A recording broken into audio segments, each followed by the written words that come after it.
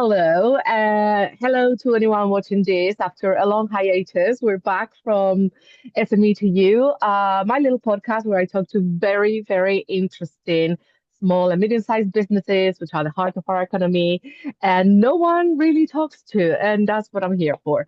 Today, I am joined by the very fabulous Jen Kinnear, who's the managing director of Profiles Creative. And I'm not going to say who Profiles Creative are, but I'm going to let Jen introduce the company and tell us a bit more about what they do.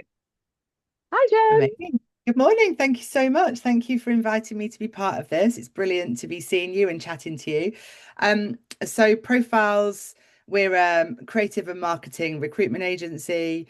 We were established in 2000 and end of 2002. So we've been through some serious kind of changes in the economy, and also massive changes in our industry, right? So I know obviously you're a marketer yourself, being part of the growth of e-commerce and the various different iterations of that. And now obviously AI, it's been a super exciting time. So yeah, our businesses, we place designers, art directors, copywriters, all the way through to all the different types of marketing people that you can get.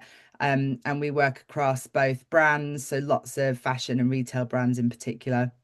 And then the other half of our business concentrates on agencies. So we get a really good perspective of both sides of the market. And we do both temp and perm. So a lot of our business is freelance. So we're, juggling and talking to freelance clients all day, every day. So we're really kind of close to what's happening in the market. Absolutely. So let's get into it. Interesting times, let's just say. I am I am in touch with a lot of people, and let's just say that at the moment, because of how employer friendly the market is, there is quite a bit of frustration among candidates when it comes to finding their next role. From your perspective, Jen, what's going on in the UK What market? on earth is going on? Well, I think if you don't mind me just going back a touch. So obviously, we had COVID, which was horrendous for everybody. Yeah, And there was, huge amounts of redundancies. Many of our freelancers were out of work for such a long period of time. It was, really, really incredibly difficult for everybody, of course, at that time. But then we came out of COVID and we had what everybody in recruitment knows was like an absolutely killer boom year. So it was like kind of 21, 22. Um, we were just talking about it in our office actually. It was everybody was hiring, everybody wanted freelancers, everybody was hiring on perm. And there was also a lot of change in circumstances, so there were big expectations around salaries. Um, because there was such a demand from clients needing great people. So salaries started to really shift. Freelance day rates really shot up. But at the same time, there was a changing expectation of what candidates wanted in terms of flexibility. yeah, Obviously, the debate around how many days should people work hybrid versus office kind of yeah. still continues to rumble on. And it's a It's conversation that still going on. Yeah, we have it with our own team and with our clients literally every day. So there was this kind of really a bit of a perfect storm moment where, yeah, everybody was hiring, but also candidates were in the driving seat. And for the first time in a while, we're really driving change around what they kind of expected and wanted. Um, we also have different generations coming into the workforce, and the yeah, gap. So obviously, COVID was so difficult. There was a real lack of hiring, which means that junior and middle level swathe of the market wasn't continually kind of topped up as it was. Um, so that made quite a big change. And then the generations that are coming into the workforce now, I'm sorry, I'm giving a bit of context here. There's a lot more focus on things like purpose-driven work, really kind of feeling much more connected with the kind of business that they work for and wanting to I think perhaps more than ever, a business and a kind of work balance to reflect their values and kind of um, kind of their own code, if that makes sense. So you have all of yeah. that happening. And then obviously, for me, I can pretty much pinpoint the change in the market to what we will politely refer to as the mini budget. And Yeah, actually, it pretty much kind of overnight, everything dried up. So when you ask what's kind of happening in the market now, normally when you're a recruiter, you have either a client-driven market, which is what you referred to, where clients, there's lots of candidates out there. So clients are hiring, but they kind of have a bit more of a pick of the bunch. And what recruiters have to do is make sure that they have enough jobs and enough business. So they're constantly doing business development and farming relationships with clients. And then you have the other market, which is very candidate driven, where there aren't enough people out there, where we spend a lot of time doing things like headhunting and managing candidate expectations. So, what we've got at the minute is kind of a perfect storm. I think you're alluding to the fact that there are lots of candidates out of work. And there are, so that's really intensely difficult, and we'll talk about that in a second. But we still have all the expectations around salary increases, much higher day rates, expectations of flexibility, not necessarily commensurate with what a client wants to offer. People looking for very purpose-driven environments, which can be a challenge for a business owner to kind of get Yeah, their arms around that, particularly when the market is difficult for everybody. So as a recruiter, I mean, I've been doing this since 2004. I'd say this is without doubt the most challenging kind of combination of all of that together to try and navigate really, really well. Because as a recruiter, people are, we can't do everything. And the market has also changed so significantly that it's not just a sales driven role now. What we have to do is a marketing driven role. So we're also, candidates are engaging with us in different ways than ever before. There's, so many more social media expectations, kind of yeah, commentary. So the market, I think, if is really tremendously difficult for some, and that's really hard for us to help them navigate. Um, but I would say, to give a bit of hope, I would say the last 6 months have absolutely improved. I can see that from a few different ways. Our freelance business has grown, um, which is great. And that's a real indicator of health, in any company, because it's not just, the business as usual stuff. We're getting people investing in freelancers to help them pitch for new business and to drive yeah, innovation, to pivot and diversify their own offering. So that's hugely positive. And we've also seen more senior hires than I've seen in a long time. So that kind of, right, by senior, I would say 80K plus, but even we've had more 100K plus roles than we've had in a long time. But I think that middle band is a really difficult place to be at the moment. And yeah.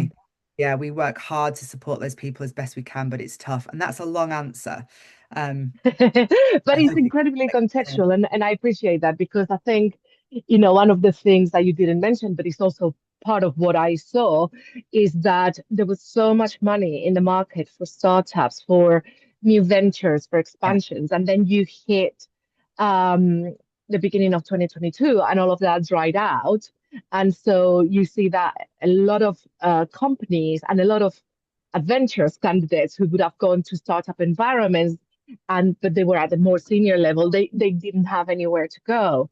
So it's a really tricky space where you try and, I always call it the square peg square hole kind of situation. We can be very, very picky, but also the conversation has shifted in terms of the purpose, in terms of the growth, and the commercial alignment of marketers to the pipeline and to the bottom line for businesses. It's changed enormously it's since. massively changed. And there's a lot of roles now. Although I've seen quite a bit of senior hiring, which is great, it's often around things like yeah, strategy and yeah, very commercial marketing kind of roles. Yeah, Like ROI is absolutely key for every yeah, business. Margins are, I'm talking a bit about the agency side, margins is slim. Brands are trying to do as much as they can internally, which I yeah, totally understand. That's a massive trend, by the way. If this is relevant to you and your audience, brands building their own internal yeah. studios In and how, housing, yeah, it's huge. yeah, but and we did a really lovely interview actually with somebody. I can link it to you if you'd like to. But talking about what it means when you come from a say a big agency environment and work in a brand, and really aligning creative and marketing and having to work super closely together. So I think the kind of businesses are very much in a need to have headspace rather than a nice to have. Yeah. Um, so I think if you are a really senior candidate, for example, that has been purely conceptual from a creative point of view and doesn't have as many design skills, that's a really difficult place to be. Um, Yeah. because people want, strategy but hands on, creative but commercial. Yeah. And the other thing that you spoke about, and I found very interesting, is that you spoke about the salary changes. And I think that's true, but it's more applicable to the younger bands. If you are at a more senior level, and someone recently shared a study, I can also link it on the interview. If you look at, I think it was the last 10, 15 years, the senior level salaries have not changed. And that is, considering that we've had a cost of living crisis, that we've had Yeah. the energy bill, that we've had such a shift in the shopping basket. So it is, it's really interesting that it's a great thing that the minimum wage has risen and that initial starter roles have got more budget and, hopefully are allowing to people to have a better start. But when it comes to those bands, I see roles that are looking for a head of marketing and they're pitching at a 45K, 50K. And is Yeah. that, well, uh, because there is no such thing as a cohesive agreement in the market and it varies so much across industries, it's all over the Yeah, place. I think that's two things. One, I think salary, you're right, it absolutely has grown much more at the junior end. Um, but I also think there's a drag in terms of job titles, and trying to attract people in that way. And again, remembering that middle swathe of people, it's really the most difficult kind of level is that 50K mark in a way, because those people are really quite hard to find. Um, but it's hard because, cost of living absolutely affects employees, but it also really affects employers. And I think people sometimes, um, I mean, I'm saying it as an employer, so I obviously see it from both sides. We also have my own family and life to run, but I also see it as an employer. It's really difficult. There is not that much fat on the bone really for anybody at the moment. And I think that's what's really, really tricky. And I think your comment about startups is totally right. There was a big investment, not just startups that were doing that. Everybody was kind of throwing money left, right, and center. So not only do you have your, the normal kind of pattern of people moving roles, etc. There's a lot of redundancies. I think I wouldn't name any that are doing this, but I think there are brands that are making people redundant thanks to, changes in things like NI charges, etc. It's very expensive Yeah, um, to employ, people that are mandating 5 days back in the office or 4 days back in the office, perhaps using that as a technique to slim their workforce down. There are, some tricky things happening out there. yeah, But again, wearing both hats, it is not easy as an employer at the moment. So I try and have sympathy with all parties. I really don't think yeah, anybody's of the enemy. Um, it's just tough. yeah. Tell me a bit how, from your point of view, is different from other agencies. What kind of things brings you the ethos that makes you a pleasure to work with? A pleasure. I love that.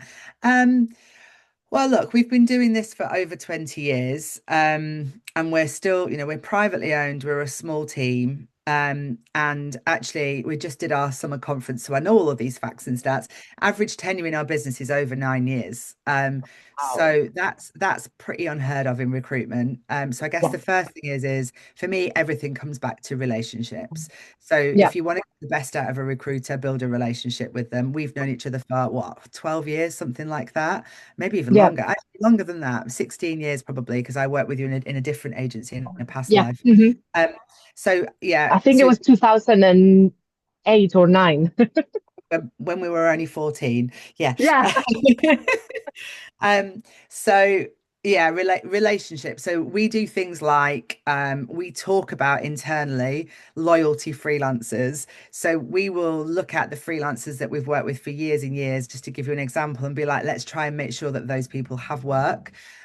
And now that is frustrating and difficult sometimes when new candidates want us to give them opportunities. And of Yeah, course, we try to do that as well. But things like prioritizing people. Um, we're always one of the key things around running, I'm talking about freelance specifically now, is we treat our freelancers like we would treat our own staff in terms of making sure that everybody gets paid always on time without fail. So in the history of ever, we have never not paid somebody on time as long as we've got all the correct compliance paperwork. yeah, Um, so being kind of really bulletproof around that. We don't use an ATS. I know you and I have talked about this. So we don't pre-filter people out. So whenever we look at an application, it is a person. Now that is a growing challenge. Um, and we are looking at ways to invest in that to be able to kind of make some of our processes a bit more efficient so that we can spend more time as humans kind of looking at things.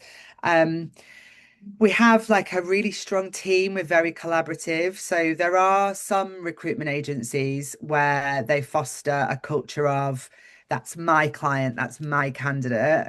We do the right. opposite. So if you were ever to sit in one of our team meetings, we're constantly talking about people that we are working with and who else can we support, constantly talking about talent and who we've met. Um, so we really kind of promote that culture, I would say, internally. But we're going to, I think, probably get on to talk about what some of the bugbears are in the market. I absolutely know that for most people, I would say top ranking frustration of dealing with recruitment agency is that we don't hear back or we get Yeah, ghosted. I would be surprised if it was anything other than that because it's been the same thing forever. But that is yeah, even challenging now than it's ever been. A, because people are, there are more people looking for work. But B, because we have so many more touch points where people can access us and communicate with us. Um, I'll give you an example. One of my team, this happened yesterday, called a candidate because they looked really, interesting for a job. Within 5 or 6 minutes, the candidate had called back twice, not a problem, but the person was already on the phone, so she couldn't take that call. Then she connected with me on LinkedIn and sent me a LinkedIn message and the Profiles Creative Group a LinkedIn message to say, I haven't heard back on this call. And before I'd finished having that conversation with the consultant, she'd called again on a different line through a different consultant. Now, like that's a challenge because if every like that person actually was an excellent candidate and we were really excited to talk to her. But if you just think about the amount of communication from that one person that involved three different consultants and the MD, um, it yeah, can be it can be difficult to handle that with every single person, you know? yeah. I think that it never used to be the case. I've met so many people where they're like, oh no, yeah, I'll send the CV, and then basically they left the ball on the court of the employer or the hiring manager or whomever. But now we've kind of all realized that that's You not have taking to be people anywhere, and so you have to be more 100%. proactive, which So we also have to be thinking about skills-based hiring. We are constantly thinking about DEI. I know we're not going to talk about that in any detail here, but we have to try and make sure that our what we're doing is fair and that everybody has like an opportunity to be reviewed and considered for a role. But absolutely. it's really difficult because Mm, in an ideal situation, I would just hire a couple of people to do nothing but deal with candidates that needed a bit of support. But I can't because we're in a margin driven environment and yes, we've got to be commercial and we've got to make money. And actually what my consultants need to do more than anything at this moment in time is be developing relationships with new clients. yeah, And that's the very best thing we can do. So we're doing things like we support our consultants around that. So we have a business development team, which in a really small business like ours is pretty unheard of. So we try and get them driving new business as much as possible to give yeah. consultants more time capacity to spend, dealing, onboarding candidates correctly and navigating that process. I would be horrified if any of my consultants ghosted. So if somebody was in a process, I would be really upset if I found out that somebody hadn't been responded to. But it does occasionally happen. But the culture of the business is that we really try and get back to everybody. Where it becomes difficult is the amount of applications we get that are, I mean, we get thousands and thousands, and there are only 20 of us. It's Yeah, just not possible to yeah, handle. yeah. It has become, something that also puts off some candidates. Like, why would I apply to this role? Particularly if you're doing through LinkedIn, when you can see, 500 people have already Yeah. applied. So it's a very tricky one. But I Um, would encourage people listening to this though, if you look at a LinkedIn post and see that it's 500 people, but you absolutely know that that job suits you and you have the skills, apply, because the percentage of people that are relevant from LinkedIn is really, really small.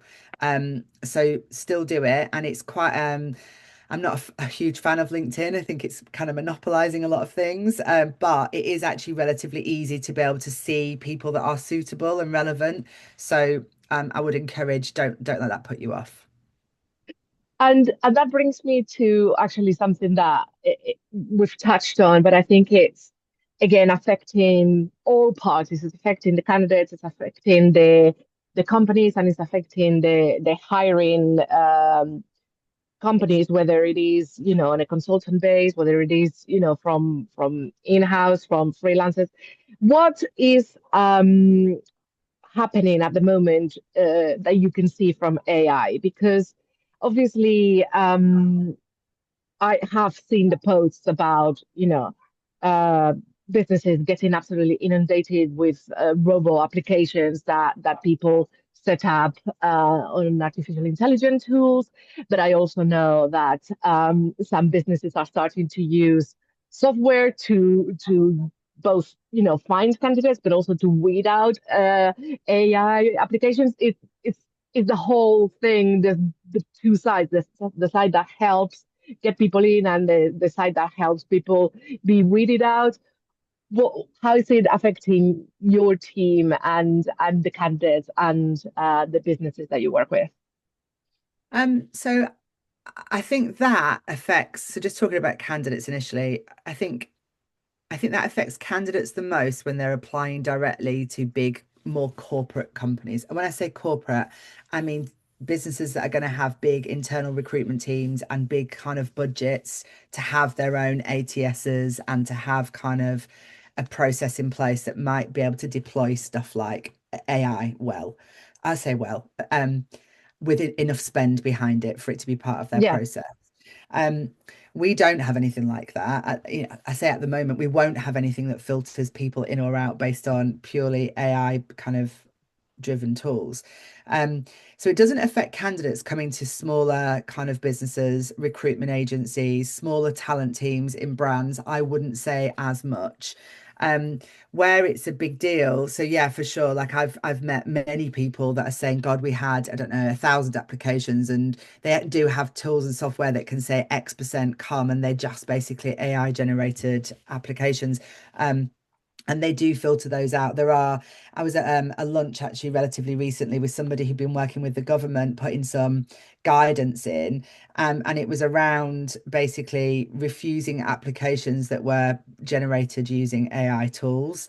And I think it's a really tricky subject, because what we just talked about earlier, like not every candidate, if you are committed to skills-based hiring, not every single candidate, not every person that's the best for the job is going to have the best CV and the best cover letter and have the, so there's two yeah. sides to the coin. I think where AI can be really helpful is there are lots of kind of administrative burdens for anybody going through a recruitment process. That if you can use kind of automations and efficiencies to kind of help take some of that burden off the humans, then the humans can have a bit more time to actually deal with the people. That's the point, right? Retaining that human part. But there are many stories of, a really good friend of mine, my goddaughter's best friend went through an interview process with an incredibly well-known fashion retailer. I think she went through two stages and never met a person. It was all AI interviewed. Um, Yeah. and I find that incredibly difficult. But, if you are having 5,000 applications for an entry level role, which is what it was, then you know, how do you possibly manage that and get back to all 5,000 people? At least this way, there was some kind of level. But I don't know. I'm very much of I'm excited about it, but very kind of cautious about how we will deploy it in our business. I also think there's a real challenge with AI. And again, like I'm in recruitment, which is just one industry, but there are thousands of AI tools that we could build into our business workflow right now. But how do you know which is the right one when they're shifting and changing so much? And the barrier to entry is pretty high cost wise to know which ones to try. So for me, I'm thinking more automation, less AI. Um, Yeah. like things like, making sure we can respond to everybody and using things like that and, nurture sequences to help people understand where we're at in a process and Yeah. all of that kind of stuff. Yeah. I think I'm showing my age when I say that I'm not happy when I see one of the first things is uploading a video or, something that is exclusively AI because you have a person on the other side. So it A just hundred feels so percent. impersonal and so untrustworthy, actually. Yeah, I would agree with you. It wouldn't be comfortable for me.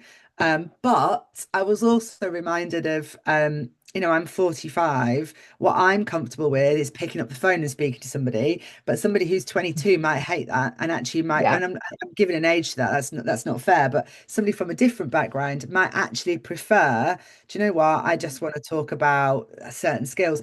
The thing that worries me about it is how do you avoid the bias? But then there's so much bias from a human perspective that there's two sides to it. And I think there are massive advantages to be had if it's deployed correctly in terms of time and efficiency, but it's incredibly dangerous if it removes the human element, Yeah. is how I would see it. So tell me to close up, what would be your message to, on the one hand, candidates and on the other hand, employers for what remains of 2025? I would say if you're a candidate who's looking for work, I would think again about that relationship piece. I would kind of nurture relationships with recruiters and potentially end clients, keep in touch, follow their content, engage in kind of nice, light ways so that your people are thinking of you, you're in their mind, um, and so that they will then want to respond to that. I think even if you're not looking for a new job, but you feel like maybe your circumstances might change through your own choice or otherwise, still start doing that now. So keep the relationships, yeah, relationships, so that when you do really need them, people have already got kind of a connection with you.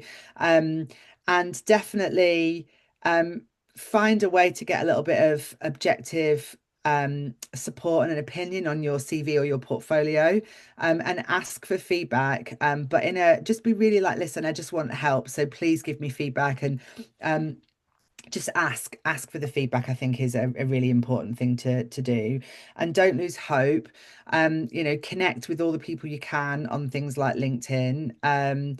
Don't be worried about like I see a lot of people saying, oh, don't put that you're open to work on LinkedIn, it makes you look desperate. I mean, that's crazy. That's the first thing recruiters do, will be to look at those people.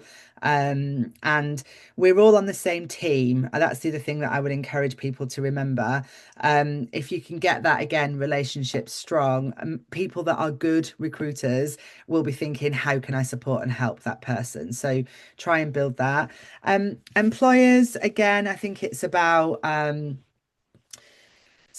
look, I could sit, it'd be a whole different podcast. What are the advantages to an employer to work with a recruitment agency? But I guess that's the angle that I'm going to come at. Um, Again, I think it comes down to relationships and someone that really understands your business. Yes, it's a very easy thing to do to go, I'm gonna just advertise and try and fill a job myself, but it is a specialist job. And more than ever, there is a huge amount of volume that's going to come your way. And how you handle with that volume reflects on your brand ultimately. So Yes.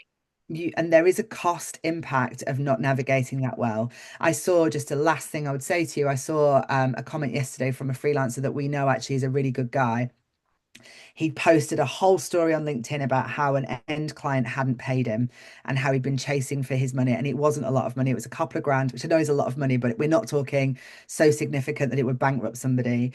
And he tagged every member of the agency and every client that the agency supported, that they worked with. And I just thought, gosh, that is a real breakdown in that relationship. So I Yeah. think that's the thing. Work with suppliers that you trust, work with recruiters that you trust, but recognize that you've got a part to play in that as well, and you've got to build it from your side. Yeah, absolutely. Is 2026 going to look up? Yeah, I think so. I do. I really do feel for my own team, like I say, we just had our summer kickoff. I do feel a sense of optimism. Look, I don't think we're going to be getting back to the dizzy heights of where we were 21, 22, but in a way, do we want that? We definitely don't want another boom and then another bust. We just Mm, want some consistency. So I do think there's reason for optimism, but I think people have to be sensible around what they need versus what they want. Salaries, flexibility. I think we are going to see a continual debate around the working from home yeah. model. And we are seeing clients pushing for, it's kind of more polarized now actually than ever. People are either pushing for 4 and 5 days or they're kind of going fully remote and giving more attention to that. That's something to really watch, I think, and be mindful of. Great.